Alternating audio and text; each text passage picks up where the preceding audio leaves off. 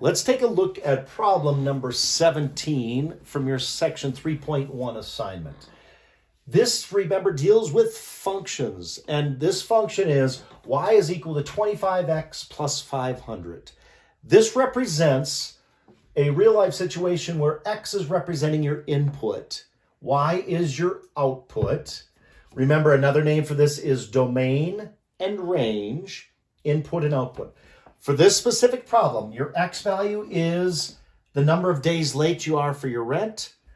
The output y is your amount of money that you're paying for rent. So your rent is equal to $25 for every day it's late plus 500. That is our equation for this problem.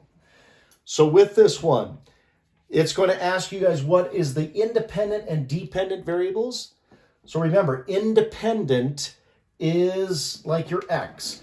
So I put this on the board several times for you guys, and that is the input x, the output y. Another name for this then is our input output. This is also called the domain and range for the y. The other is, this is the independent variable, and this one is the dependent variable. So on this section 3.1, they're going to talk about independent, dependent, domain, and range. These are just different ways of representing your x and y values. So for this one, your independent variable is the number of days late. The dependent variable is the amount of rent for money. Then it asks, suppose the domain on this were equal to, let's say, 0.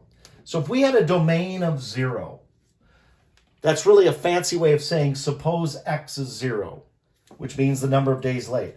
So if you are not late with the rent at all, that means that your rent would be, well, 25 days 0 is 0 plus 500. Your rent would be $500. If the domain were equal to 1, that means you're 1 day late. You would put in 1 for x. 25 times 1 is 25 plus 500 would give you $525. And they give you a few other for your domain. But again, when they ask for what is the domain, or if your domain is 0, 1, 2, what's the range? That's just a fancy way of saying, suppose the input or your x value is 0, what is your y value? So again, input, output, domain, range, independent, dependent. All right, let's check out section 3.4. I want to take a look at a few problems here. First off, let's take a look at number 11. It's asking for the x and y intercepts for the equation 3x minus 6y is equal to 2. This is in standard form. And in order to find the x-intercept, what you've got to do, remember, is cover up the y. Let y be 0. So on this, for the x-intercept, if I basically cover up the y, made that 0, you're going to be left with 3x is equal to 2. So if 3x is equal to 2, to solve this for x, you would have to divide both sides by 3, and you would get x is equal to 2/3. So our x-intercept for this one would be 2/3. What that means is that the coordinate 2/3, 0 is a solution to this equation. And it makes sense. If I plug in 2/3 for x, 3 times 2/3 would be 2. 2 minus 0 is 2. That makes sense. So we have 1 point on this graph is the x-intercept of 2/3, which means 2/3, 0. To find the y-intercept, that means where does this graph cross the y-axis at? Well, it's going to cross it when the x value is 0. So when x is 0, I'd have 0 here. I'm going to have a negative 6y is equal to 2. Well, if negative 6y is equal to 2, you would divide both sides by negative 6. We're going to get y is equal to 2 divided by negative 6, which we could reduce to negative 1/3. So our y-intercept here would be a negative 1/3. That means that the coordinate 0, negative 1/3 is a solution to this equation. We can check that. If I replace x with 0, so I'd have 3 times 0 is 0, subtract 6 times negative 1/3. Well, 6 times negative 1/3 is negative 2. 0 minus a negative 2 is really like 0 plus 2 equals 2. It checks out. So if I wanted to graph this equation right here, it's in standard form. You find your two intercepts. Now you would just plot those 2 points on a graph, connect them up. There's your line. All right, for number 21, same type question here. We are trying to find the x and the y-intercept for this equation right here. So in order to do that, again, for the x-intercept, what do? We make y be 0. So if the y value were equal to 0, we would have negative 5/2 x is equal to 10. Negative 5/2 x plus 0 equals 10. So I'd have negative 5/2 x equals 10. Remember, this goes back to last week's. To solve this, you are going to multiply by the reciprocal of that. Negative 2/5. Negative 2/5. What happens here? These guys cross out. You're left with 1x. For this, you're going to have, well, these could cancel out here. We'd have 2 and 1. You're going to be left with negative 4. Or if you don't like the canceling out, you just could do 10 times negative 2 is negative 20, divided by 1 times 5 is 5. Negative 20 divided by 5 is negative 4. So we found our x-intercept, negative 4. Our y-intercept is when you cover up the x, you make that be 0. If this guy were 0, your y would just simply be 10. To graph this equation, then, all you have to do is plot those 2 points. So what that means here is if I were to plot these 2 points, remember your xy axis here, the y-intercept, you go up 10, so 1, 2, 3, 4, 5, 6, 7, 8, 9, 10. There's my y-intercept. My x-intercept's negative 4, negative 1, 2, 3, 4.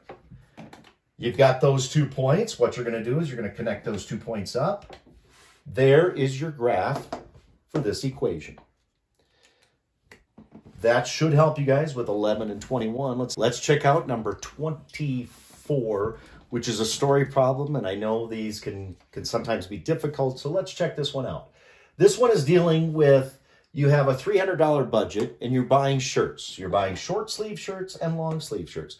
Short sleeve shirts are $10, long sleeve shirts are $12. So they're going to give you the equation 10x plus 12y is equal to 300, which if you think about it, that should make sense because it's $10 for every short sleeve shirt plus $12 for every long sleeve shirt is equal to your budget of $300. So what we want to do with this one is we want to basically find the intercepts for this. Remember, this is a standard form problem, just like we did in the previous ones.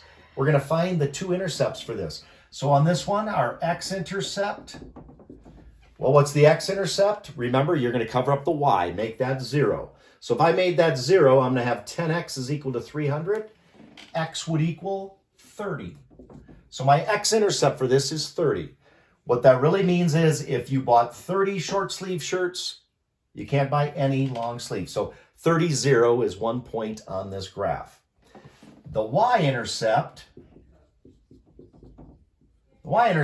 remember we're going to let x be 0. So if x is 0, 10 times 0, 0 plus 12y is equal to 300. So you're going to have 12 times something is 300. You divide both sides by 12. You're going to get 25 for that. So that means for this one that your y-intercept of 25 means that you could buy 25, if you bought 25 long sleeve shirts, that's your budget. There's your $300. You can't buy any short sleeve shirts. So if you were to graph this one, you're going to graph this, you're going to have your x-axis and your y-axis here. So this, remember, x is short sleeve shirts. Oops, sorry, that's tough to read there. And long. And you're going to go on the shorts, you're going to go all the way out to 30. And on the long, you're going to go up to 25. And those are your 2 intercepts. So what you do is you'd plot those 2 points. And now you could connect these up. And any point on this line right here any point on this line would be a solution to this problem. Different connections between how many short and how many long sleeve shirts would you take to spend the $300. Now remember, I drew this in as a solid line. However, this would really be discrete, meaning, since you cannot buy a half of shirt or a 3/4 of a shirt. So this would really be a set of points. But I believe in the Chromebook, it'll show you as a solid line. But just again, be aware this is really a discrete problem, not continuous. This should really help with problem 24.